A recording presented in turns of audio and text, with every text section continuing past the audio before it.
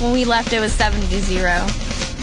70? 70-0. But it only got worse for one high school football team. The final score was 91-0. Now there's a formal investigation into whether the blowout was bullying. And if I was on the other side of the field and I looked up in the third quarter and they're taking a knee, that's going to be more insulting to me than someone scoring 91 points on me. The news leader, broadcasting for all North Texas. Fox 4 News starts now. And that coach said he did everything he could to prevent his team from running up the score. Hello, everybody. I'm Heather Hayes. I'm Steve Eagers, 9 o'clock. One parent says he did just the opposite, though. Bullied his own players into scoring more points and bullied the other team by just the beatdown itself. Fox 4's Brandon Todd is first on Fox 4 with the tail on the tape. Brandon, this high score is, so far this season, not really uncommon for Aledo, right? Well, no, it's not. In fact, Aledo's 7-0. They're the number one 4A team in the state. In their last 4 games, they've scored 77 points or more. And, of course, in Friday's game, 91 points against Western Hills. And that caused one Western Hills parent to consider that score bullying. There was very little that we could have done to prevent scoring 91 points. Coach Tim Buchanan says he did everything he could think of Friday night against Western Hills. It was clear the game was going to be a blowout. So he pulled his starters in the first quarter, put his second-string players in, then his third-stringers. And then there was this question he asked his players at halftime. What can we do to not, because it's 56-0 at that time. What can we do to not score more points? So in the third quarter, they started a running clock that doesn't stop unless there's a timeout or a score. In the fourth quarter, they went to a continuous running clock. We played everybody on the team. But after the game, Coach Buchanan was told that a parent from Western Hills filed a bullying report on him.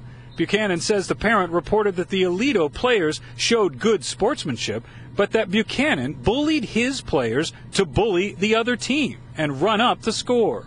Now, so many people are wondering, what else could he have done? Tell his players to take a knee? I'm not going to tell a kid that comes out here and practices 6 to 7 hours a week, trying to get ready to play a football game. Now, hey, you can't score a touchdown if you get in. You're going to have to take a knee, because that may be the only touchdown that kid gets to score in his high school career. After the game, he asked his assistant coaches if any of them felt good about the win. They didn't. And his players? There was no excitement. Aledo parents we spoke with didn't think a football game fit the definition of bullying. You know, if your child's being bullied at school, then you should fill out a bullying report. But for a football game, I don't think that's called for at all. I could see it in the hallways, maybe, but not on a football field. Fort Worth ISD did not comment on the game or make the Western Hills coach available for an interview.